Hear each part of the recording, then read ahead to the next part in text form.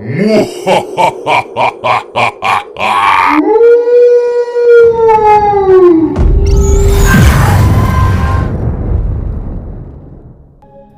बार की बात है, एक गांव में एक सोनाली नाम की लड़की होती है। सोनाली के माता पिता का बचपन में निधन हो जाने के कारण सोनाली का लालन पालन उसके बूढ़े दादा दादी ने किया था।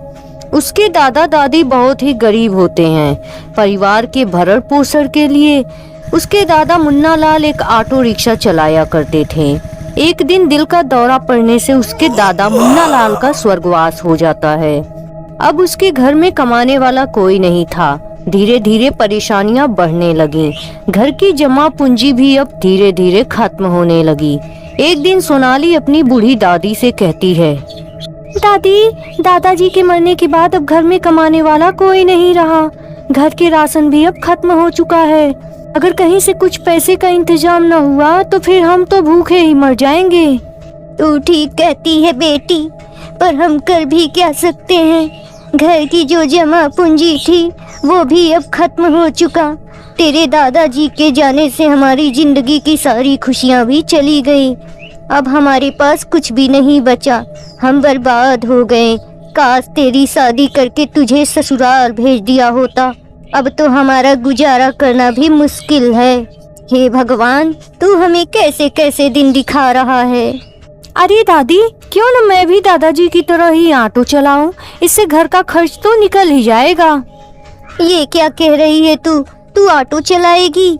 हाँ दादी, मैंने दादाजी से बहुत अच्छे से ऑटो चलाना सीखी है। अब मैं उन्हीं की तरह ऑटो चलाकर इस घर की परेशानी दूर करूंगी। आप चिंता न करो।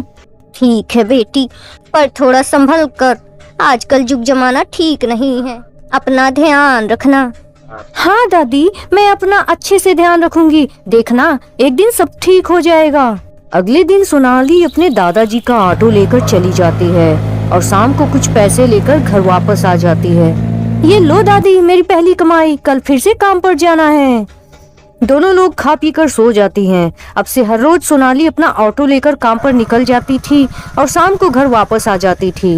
एक दिन सोनाली घर से ऑटो लेकर गई, पर देर रात तक घर न लौटी। इधर उसकी दादी बहुत परेशान हो गई।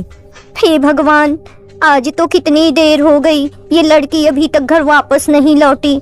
कितनी बार समझाया कि घर थोड़ा जल्दी आ जाना, पर पता नहीं मेरी क्यों नहीं सुनती। सोनाली की दादी को उसका इंतजार करते करते पूरी रात से सुबह हो जाती है, फिर भी सोनाली घर नहीं लौटती है। इधर सोनाली की चिंता में उसकी दादी सोच सोच कर परेशान हो जाती हैं और गांव में इधर उधर ढूंढने लगती हैं, पर सोनाली का कहीं पता नहीं चलता है। ऐसे ही 2-3 दिन बीत जाते हैं। सोनाली कभी घर नहीं लौटती है। हे भगवान, कहाँ है मेरी बच्ची सोनाली? मैंने पूरा गांव देख लिया, इन बूढ़ी हड्डियों में इतनी ताकत नहीं बची। कहाँ ढूंढूं मैं उसे? घर लौटा बेटी, सोनाली न जाने कहाँ खो गई।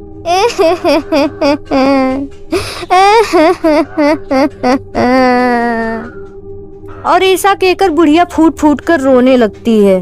इधर सोनाली एक बसीर नाम के आदमी के घर जाती है, जो घर पर बिल्कुल अकेला होता है। सोनाली को अपने सामने देखकर बसीर उससे बोलता है, सोनाली, तुम यहाँ?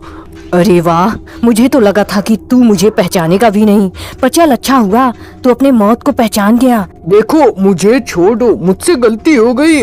मैं अब से कभी ऐसी गलती अपने जीवन में नहीं दोहराऊंगा। मुझे माफ कर दो, मुझे छोड़ दो। अच्छा, मैंने भी तुझसे ऐसे ही अपनी जान की भीख मांगी थी। तूने मुझे छोड़ा था क्या? नहीं तो बता, मैं तुझे कैसे छोड़ दूं? मैं मर चुकी हूँ तो तुझे भी मरना होगा अब। और ऐसा कहकर सोनाली की चुड़ैल उसे मार देती है और वहाँ से अपने दूसरे गुनहगार आदिम के पास चली जाती है। आदिम अपने बगीचे में टहल रहा होता है। तभी सोनाली वहाँ आ जाती है और उससे कहती है, बसीर को तो मैं मार चुकी, अब तेरी बारी। चुड़ैल की बात सुनकर आदिम एकदम से घबरा जाता है। अरे चुड़ैल, अम्मा कोई बचाओ। तुझे यहाँ कोई भी नहीं बचाने आने वाला और अब तू मरने के लिए तैयार हो जा। तूने मेरी बूढ़ी दादी का एकमात्र सहारा भी उनसे छीन लिया। मैंने तुझसे कितनी मिन्नतें की थी, फिर भी तूने मुझे मार डाला। अब तो तू भी मर। चुड़ैल आदिम को मारकर झाड़ी में फेंक देती है। इधर सोनाली की दादी सोनाली को याद करके रो रही होती है। तभी सोनाली की चुड़ैल वहाँ आ जाती है। अरे मेरी बेटी सोनाली, कहाँ चली गई थी तू? मैंने तुझे कहाँ कहाँ नहीं ढूंढा मेरी बच्ची। दादी, मैं मर चुकी हूँ और जिन लोगों ने मुझे मारा था मैंने उन्हें भी मौत के घाट उतार दिया। अब मैं हमेशा के लिए यहाँ से जा रही हूँ। दादी माँ, अपना ख्याल रखना। और ऐसा कहकर चुड़ैल वहाँ से हमेशा हमेशा के लिए गायब हो जाती है।